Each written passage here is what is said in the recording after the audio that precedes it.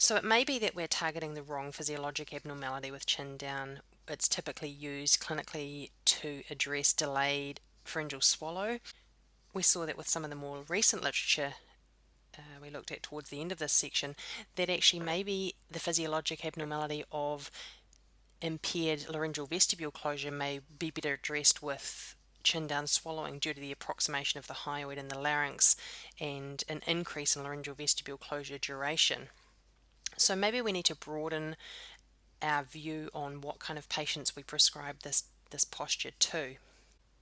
So another important point to take away from this section is that chin down swallowing has a similar hit rate, if you like, with aspiration and pneumonia rates as thickened liquids. So that finding taken together with Logeman's findings suggests that if we have a patient for whom thickened liquids and chin down swallowing have the same effect, so if both are successful at reducing or eliminating aspiration, then we may be more likely to get compliance with the take-home dysphagia plan if we use chin down rather than thickened liquids. So it's something to keep in the back of your mind when thinking about what tools you're going to give a patient to take home.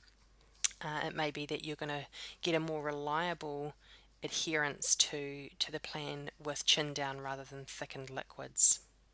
There's been a lot more recent research, and a lot of research studies have looked into the effects of Effortful Swallow, and it's now thought of more as a rehabilitative strategy. So it was designed as a compensatory strategy, and it's moved into the realm of rehabilitation because of its presumed effects on muscle strengthening. So if you think about working out at the gym to increase your arm muscle strength, so you want to get big biceps. What you do is you keep putting demands on those muscles and training them with excessive force to build up the muscle fibers. So we know that that can happen with muscles, that you can get hypertrophy of muscles through training.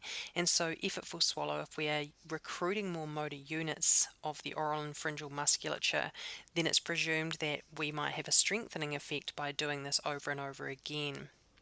Regardless of whether or not you use resources like the SpeechBite database, and whether or not you accept their opinions and appraisals of the literature, you as a clinician also have the challenge of deciding whether the reported effect about a particular treatment is strong enough for you to want to implement it in your treatment.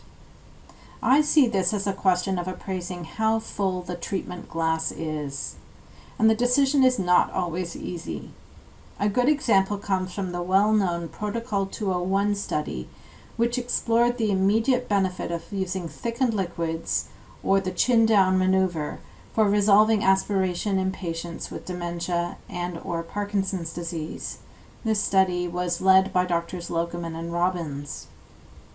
And in the Protocol 201 study, the results show that about half of the patients enrolled who aspirated on thin liquids achieved a positive aspiration reduction result using one or more of the three possible interventions.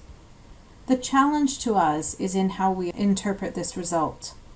On the one hand, we could take a glass half empty approach and conclude that the treatments have little benefit given that 49% of the patients in the study continued to aspirate regardless of which intervention was used.